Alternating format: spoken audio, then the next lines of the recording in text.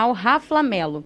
CN, parabéns pela vitória. Gostaria que você falasse sobre a recepção que a torcida do Flamengo preparou para o time. O quanto isso influenciou na motivação da equipe para a partida. Muito, é sempre gostoso. Principalmente, por exemplo, para mim que não tive a oportunidade ainda de viver isso dentro do estádio, né? Não ter o público dentro do estádio. Pela segunda vez, uma festa como essa, eu lembro no meu primeiro jogo aqui, pela Copa do Brasil, foi feita uma festa parecida com essa. E hoje, novamente, muita gente na rua. Claro que tem o problema da pandemia, a gente se preocupa com isso. Por outro lado, mostra toda a paixão, todo o carinho que esse torcedor tem pelo seu time, que tem como um modo de vida, talvez, do Flamengo. Então, a gente fica extremamente grato, motiva a todos. Você vê muita gente com celular, filmando para fora, jogadores, diretores, olhando aquilo. É uma festa sempre diferente.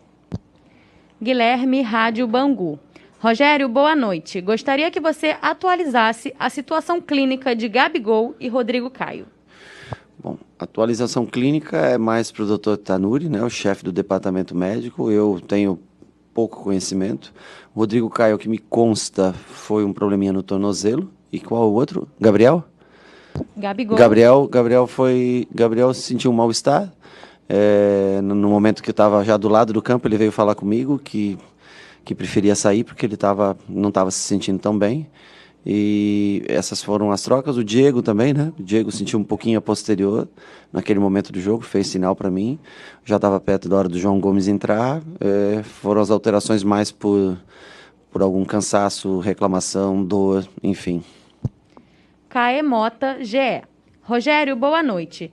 Em um jogo numa atmosfera de tanto nervosismo e valendo tanto, a frieza de Arrascaeta saltou aos olhos e fez a diferença.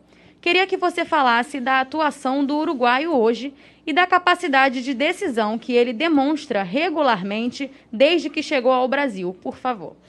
Ele é um jogador fundamental para a gente, porque é o jogador talvez de maior visão de jogo, criação, né? É um 10 de origem que às vezes joga pelo lado, às vezes joga pelo centro, de fora vindo para dentro, muitas vezes deixando o Bruno por dentro, ele abrindo.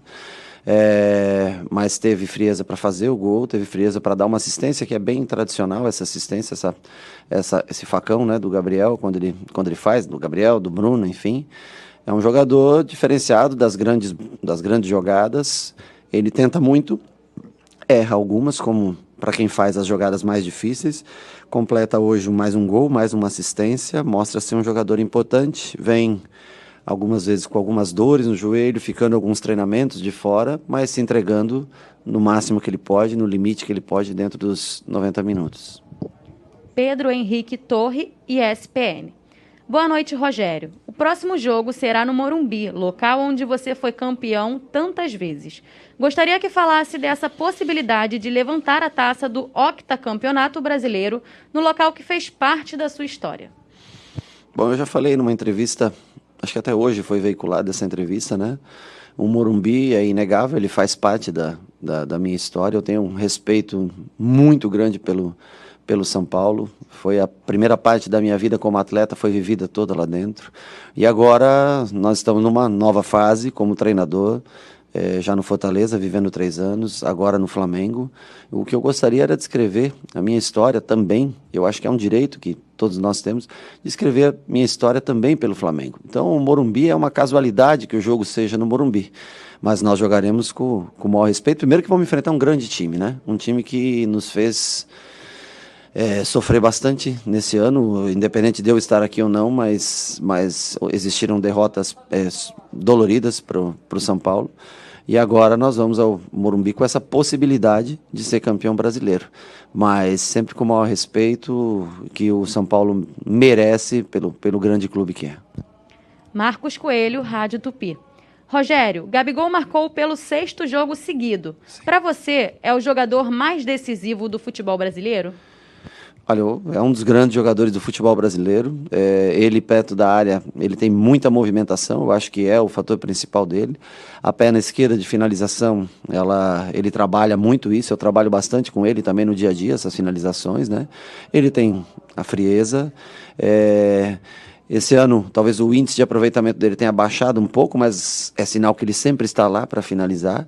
Então, Então, assim como a Arrascaeta foi muito importante hoje com um gol e uma assistência, o Gabriel em outros jogos, Everton Ribeiro em outros jogos, Bruno Henrique decidiu outros jogos. Eu acho que todos eles são jogadores. Gerson, né, que está atrás do seu gol e teve mais uma oportunidade boa hoje, mas cada um dentro da sua função, todos têm uma determinada importância. Eu acho que o que é a força do Flamengo vem do seu conjunto. Léo Burlá, UOL. Rogério, boa noite e parabéns pela vitória. Você concorda com a afirmação que hoje o Flamengo venceu mais pela qualidade individual de seus jogadores do que pelo jogo coletivo da equipe? Eu não sei de nenhum time que vence pela qualidade individual, porque um time ele defende como um todo, ele ataca como um todo. Ou quando você retira um lateral direito dentro do campo para colocar um centroavante, jogar sem lateral direito, eu acho que isso é treinado durante a semana, isso não é ao acaso.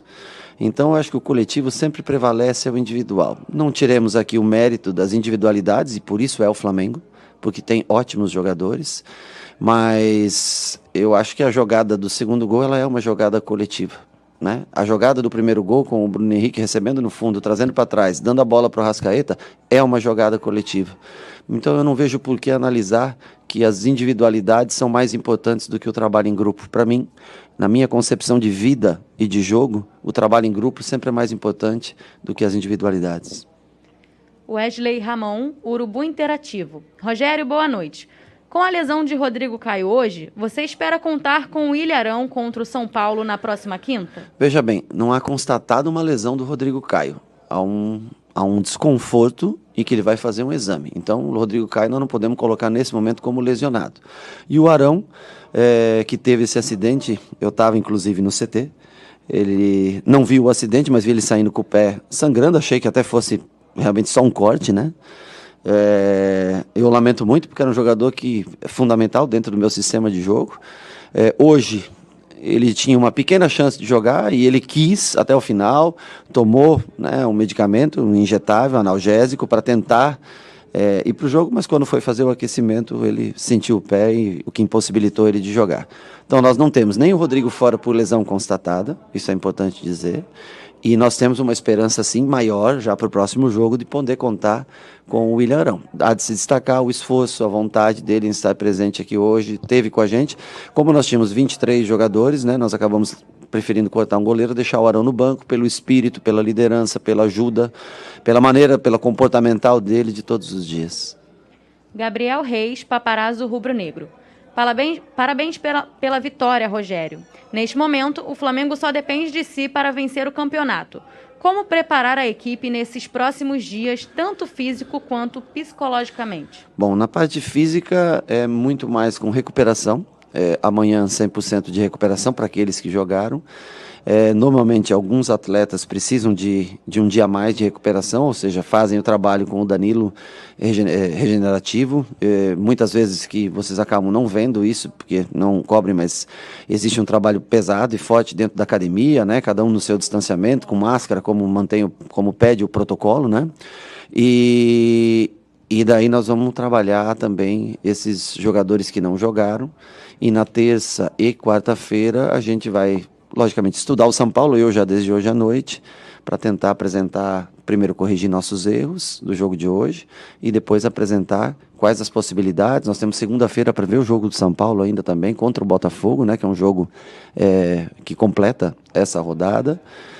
A única coisa que eu sei é que é um jogo bem complicado, bem difícil, mas que nós vamos tentar fazer a melhor análise possível, recuperação dos atletas. Psicologicamente, eu acho que eles todos têm consciência que fizeram um bom jogo hoje, fizeram 3 pontos imprescindíveis, mas que o campeonato tá longe do seu fim.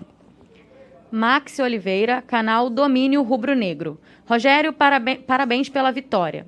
No jogo, após o gol, você teve a opção de recompor o sistema defensivo.